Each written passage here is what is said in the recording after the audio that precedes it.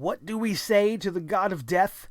Not today, my friend. Welcome to Sledgehammer TV's Game of Thrones. Episode 3 of the final season was unbelievable, and we are here to talk about it right here and right now. My name is Nick Nightmare, and you are watching Sledgehammer TV's Hammerin' Hollywood Game of Thrones final season special recap.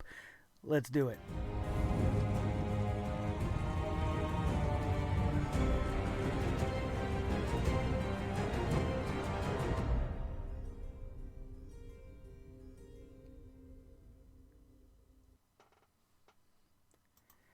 3 hours in Avengers Endgame did not produce nearly half as much of emotion as came out of me during tonight's episode of Game of Thrones. The Battle of Winterfell finally took place. The army of the dead came down on Winterfell like I have never seen done before, and this episode was a heart-pounding, soul-punching, non-stop, action-packed episode, and they did it better than I think I've ever seen done before in my life.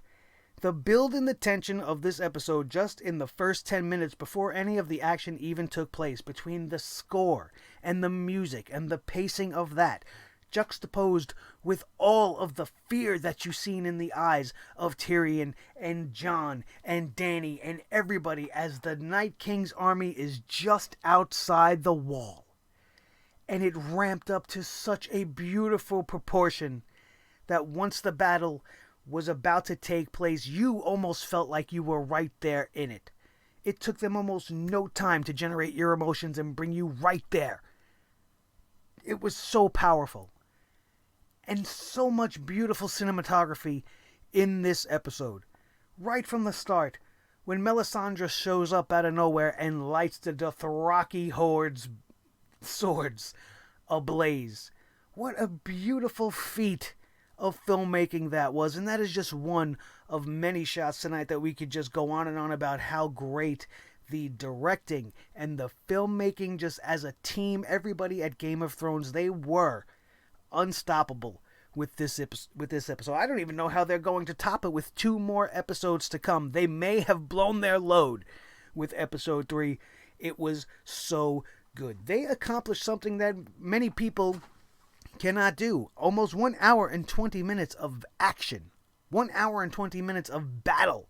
I mean, you had your odd scene here and there to slow the pace and slow the tension. You had a few odd stares from Bran and some moments for Sansa and Tyrion in the crypt, just to bring you back and not just keep hitting you over the head with just fast-paced, frenetic action all over the place, which is what most of this battle was.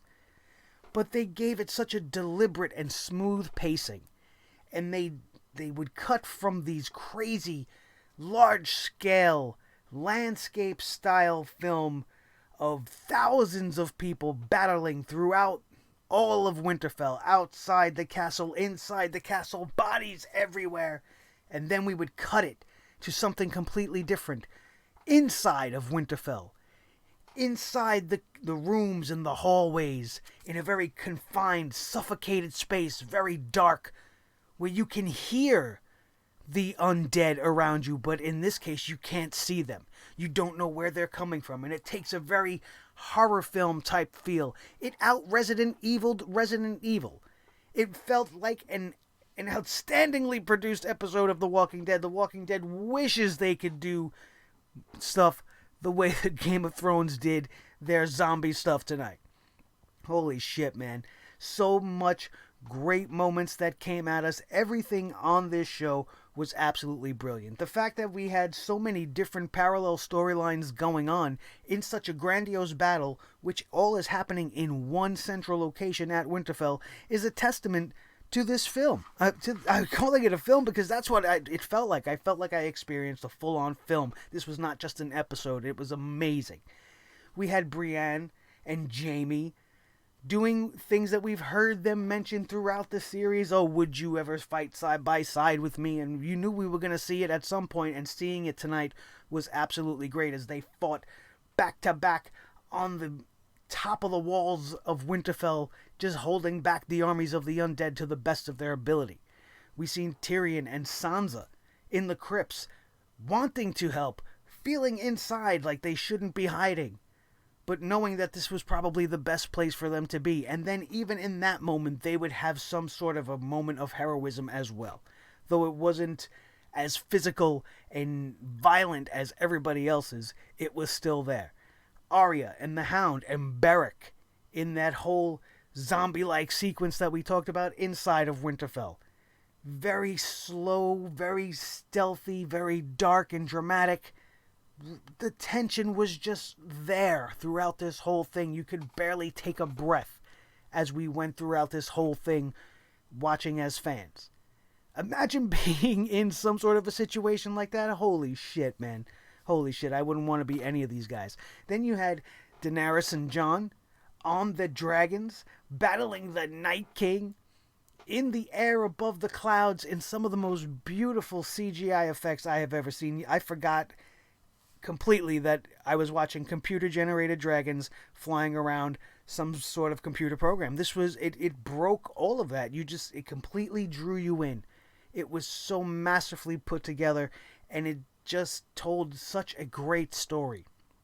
Because Jon and Daenerys had the specific plan that they were going to lure the Night King into Winterfell and lure him out so that they could strike him down, because they know that taking out the Night King is going to eliminate the entire army of the dead.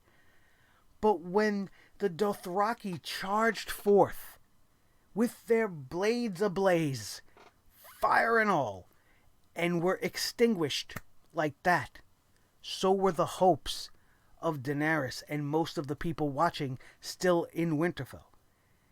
And only a few stray stragglers came back. We seen Ghost go out there with them. We didn't see Ghost go back. I don't know if Ghost is among the fallen, and I certainly hope that is not the case. But just starting off with the little bit of hope they gave us. Oh, well, look, now the Dothraki are some of the most vicious people ever, and now they're all on fire. This has got to stand them back a little bit. It didn't do anything. It did not do anything. And now, as a fan, my hopes were dashed. You see all of that happening. They have this little tense moment because now Daenerys needs to break plan. She's like, I can't go out there and watch the rest of these people die. She had the Unsullied out there. There were a few Dothraki still left. She wanted to go contribute and help in the battle. So she jumps aboard Drogon and she goes out there and starts lighting up the field. And part of you wants to feel like, well, why weren't they doing that in the first place? Well, that's because they were trying to stick to the plan. And once they went away from the plan, everything went to shit. Nothing was going right. Once the Night King came with the dragon and brought this cloud with him, nobody could see anything. They were unable to get their visual cues from Sir Davik on the wall so that they could not light the trenches on fire. And then enter Melisandre, who uses her powers from the Lord of Light to set them ablaze, and it gives them a brief moment to collect themselves and get some people back into the castle and get the full-on retreat finished.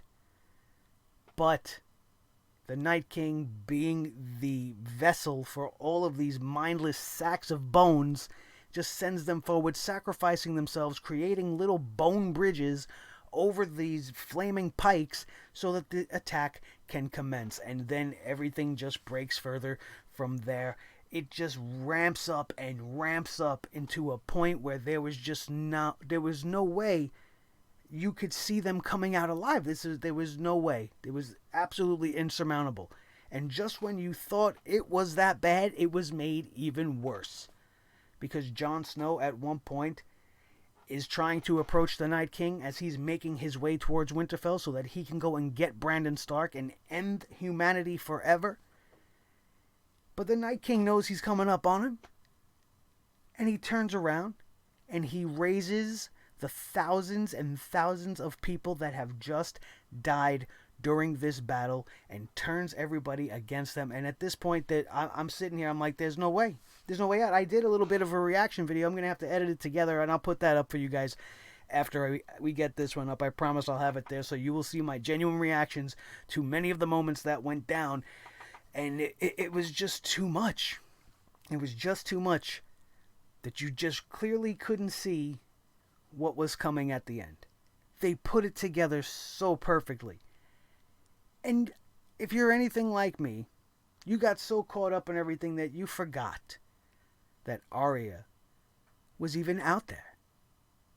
They did it in a way where she had that conversation with Melisandre after the Hound and Beric saved her from her certain destruction inside the halls of Winterfell. Beric sacrificed his life.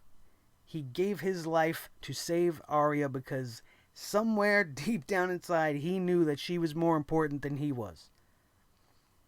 And the Lord of Light continued to bring him back so that he could fulfill his purpose. And Melisandre tells us, well, he has fulfilled that purpose and he will not be coming back again. Then she has a very poignant conversation with Arya where they have a call back to the time that they first met and how she told Arya that we will meet again. And now here we are. And then she goes on to tell Arya, what do we say to the god of death? Not today. And it sends her off on this mission. Prior to that, she mentions to her, in their conversation, she says she has closed many eyes, and you will close more. And she mentions 3 specific colors, and everybody's talking about it. You've killed blue eyes, you have killed brown eyes, and you will kill green eyes. And everybody's all up and, oh, who's got green eyes? Cersei's got green eyes. All right, relax. Let's not spoil everything, okay? But it does certainly seem to be leading in that direction as far as all the clues that we have been getting. But then Arya goes off, and the one thing I was not thinking was that she was going to go off after the Night King.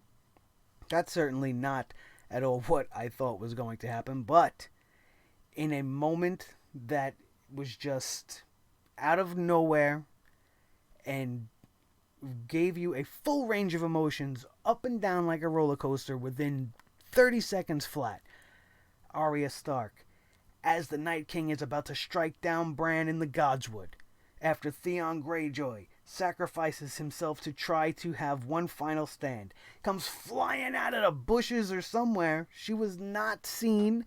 She used her powers as the Faceless Man and everything that she learned there to sneak and become no one, and sneak past the entire army of the dead and all of the guards of the Night King, all of his generals, and spring out of nowhere to try to get him. And then you thought, oh shit, because he turned around and he grabs her by the throat. And now you think Arya Stark is done. But she's a lot smarter than everybody's always given her credit for, and she pulls off this fantastic move where she drops the knife from one hand to the next and impales him in the exact perfect spot with Valyrian steel, ending the Night King, taking everybody down alongside with him, and it was fucking beautiful. But it is not without great cost. And now we're going to have to talk about some of the most depressing shit I have ever been put through. From the fact that Edison Tollett was out there, the last, I guess, of the leaders of the Crows, and saves Sam. Because Sam does what a guy named Sam in one of these movies does. And he just kind of wants to be a hero but becomes a burden. Finds himself on the floor. Tollett saves Sam's ass and then gets stabbed in the back of the head for it. So Edison Tollett was the first one in this episode to go down. Then we seen the complete and utter annihilation of the Dothraki. We seen the Unsullied also taken down by the Night King's army. We had the Mormont family name put to rest in Westeros tonight for good, as Lyanna Mormont valiantly took down a giant in a great moment that they gave for this character. The littlest of all of them took out one of the biggest, most powerful, and scariest threats that you could ever come across. A zombie giant.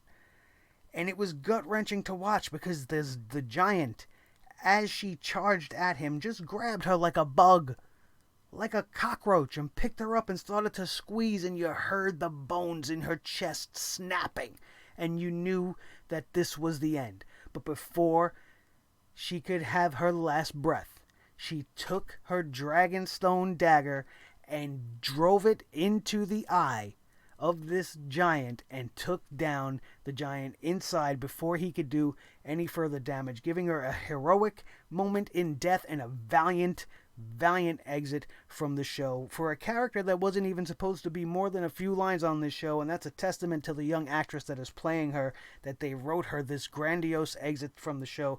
Well deserved, and I loved that character of the little bear, Lyanna Mormont, who is now sacrificed herself for the good of Winterfell and for the good of the realm, and she is now resting in peace. As well as, this was a hard one to take, Jorah. Jorah Mormont went out on his shield the way I think this guy would have wanted to go out. He loved Daenerys Targaryen maybe more than every single person that has ever claimed to have loved her on this show. He knew he could never be with her, and the only thing he could do is help protect her and keep her safe, and that is exactly what he did many times on this show, claiming that he would protect her to his dying breath until he couldn't stand, and there was nothing in this world that would stop him from trying to make sure he's safe, and he made good on that promise in the way he stood tall with her, battling hundreds and hundreds of undead outside the walls of Winterfell with the flames burning around them, seemingly no way of survival, and the man stabbed multiple times down on the floor, using his sword to get back up. He just would not say die, and he would not let Daenerys be taken. And luckily for him, just at the moment that Arya Stark took out the Night King, it was just soon enough to save Daenerys, and he gave his very... It's hard for me to even talk about it. I'm trying to not get choked up about it. And you'll see that on the reactions video as well. I promise you guys I'll get that up there, as embarrassing as it might be. But Jorah Mormont, one of my favorite characters, one of the most loyal servants a person could ever have, taken from us in this battle as well. Theon Greyjoy, we talked about his valiant last stand. He got a beautiful apology from Bran, kind of letting him off the hook for being such a dick, telling him that everything that you did has led you to this moment right now. Do not regret your life. He gave him an apology, he told him he was a good man, and he said thank you to Theon for standing with him in the Godswood all this time, which gave Theon just enough courage to charge at the Night King, knowing that he was not going to do anything, pretty much sacrificing himself for his brother, and that was a beautiful moment. We also talked about Beric Dondarrion, who sacrificed himself inside of Winterfell to make sure that Arya and the Hound made it further out so that Arya could complete her destiny. And then Melisandre. And I thought that this shot was just a beautiful, beautiful way to end this episode. As she walked away from the entire battle when it was all over and everybody was safe and Sir Davos was hot on her trail with a sword. And I don't know if he was intending on actually killing her or maybe giving her some sort of a reprieve or letting her off the hook in some way as well. Apologizing to her for something. I don't think maybe that would have happened because he was so pissed about what she did. And watching her fade away into dust after she dropped her necklace, which kept her young and kept her on this earth, or in Westeros on this earth, like it's a real thing. I'm tired. It's late. I was trying to get through this. And yeah, Sir Davos standing there, being the one to watch her drift away into dust and blow off into the wind, and then they faded to black on this episode. Just a beautiful way to wrap it up. Lots of stories coming to an end on this night, and now their watch has ended. And it was an unbelievable experience. If you did not watch this episode, you really do have to go back and watch it. My words can do it no justice. I gave you guys, to the best of my ability, what I thought about everything. It was a very highly emotional thing. When everybody was cornered in that one moment right before Arya saved everybody, I almost couldn't take it. You had Jaime and Brienne cornered, and Podrick cornered on the wall. You had everybody being attacked, the women and the children in the crypt, Tyrion and Sansa crying and hiding, making like they're going to go out there and die on their backs with a dagger in hand, fighting the White Walkers as best they could. It was just too much, man. It was just too much. And like I said, I can't imagine what they could do to top this. This was an absolute feat.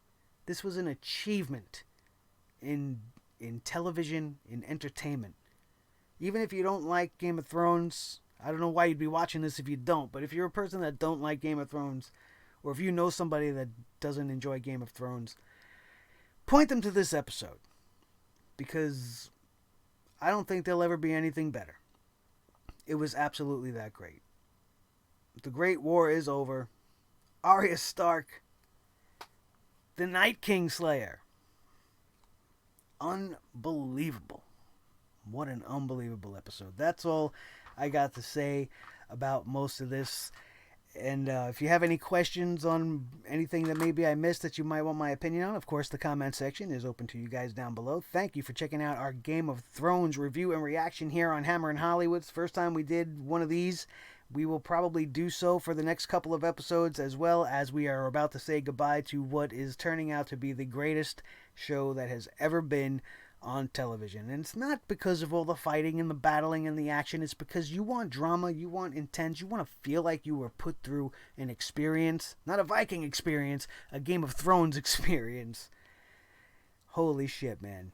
If you missed it, go back and watch it. I'm going to go back and watch it again a bunch of times. It was that good, and maybe pick up on a few things that I may have missed. And if, like I said, if you know of some of those things, feel free to let me know in the comment section down below. If you enjoyed today's show and you like what we do here, give us a subscribe. We are going to bring on more and more Hammer and Hollywoods. We're going to start covering more and more pop culture stuff, more and more movies. We got the Avengers Endgame review. You want to see how I brought the hammer down on that? I was nice to this show. This is not how I usually am. Usually I'm all pissed off, and I don't usually do reviews on things that are so very good, as it's hard to talk about things when they're fantastic. But when there's something bad, I'm the guy you want to come to, because this hammer starts swinging like a crazy person. And I don't let you guys down. Most of you guys already know that. And hope you guys enjoy all this stuff. If not, maybe we'll do away with it. But I don't want to do away with it. I'm having fun doing all this stuff for you guys. And if it wasn't so late, I'd be a little bit more loud and a little bit more rambunctious. But it's like 1 o'clock in the morning and my father-in-law's sleeping. And he's right above me. So I have to be respectful. So that's why I'm a little toned down. So don't hold that against me. You can still hit the subscribe button. This is not me on my normal day. You want to see a great review? Go watch the Endgame review, and that's more our speed. That's more what we do here. And also, we're predominantly a wrestling channel, so if you're a professional wrestling fan and you've made it this far through this Game of Thrones review and you like how we do and you like our style here, and you're a big fan of pro wrestling, this is your new official home. Sledgehammer TV is the home of the Sledgehammer Wrestling Show, which is the hottest, most honest, most fun-loving podcast that brings the hammer down on Monday Night Raw and SmackDown Live every single week, and every single pay-per-view that the WWE tries to shove down our throats as well. But like I said, we're branching out, we're doing TV, we're doing movies, and we're bringing more and more of that to you guys so that we can become the biggest channel, maybe ever, because there's always got to be a goal. Just like Arya Stark. Good weekend to be a Stark, man. Between the Avengers now and Game of Thrones, if your last name is Stark, maybe it's your destiny to save the world. Why don't you answer the call, just like I did here tonight for you guys. You guys requested this video. Some of you guys were looking for me to do this. I did it for you. So if you enjoyed it, let me know. Thank you guys also very much for being here for another edition of Hammer and Hollywood for Game of Thrones final season review and reactions. I will get that genuine reactions video up for you guys maybe before tomorrow night's Monday Night Raw. If Raw sucks to high hell like it usually does, maybe I'll do it during Raw. Who knows? But keep your eyes out for that one. And the best way not to miss that is to be subscribed and hit that notification bell as well. My name is Nick Nightmare. This is the Team Thor the Sledgehammer, the official Sledgehammer of Sledgehammer TV. His tag team partner, the World Heavyweight Champion of all the microphones in all the world, Mr. Blue the Snowball Microphone. And the most important member of the team, as always, is each and every one of you. Thank you for being here for our Game of Thrones review. That is going to do it. And we are out of here. And we will see you next time right here on your new favorite YouTube channel, Sledgehammer TV. Have a good one.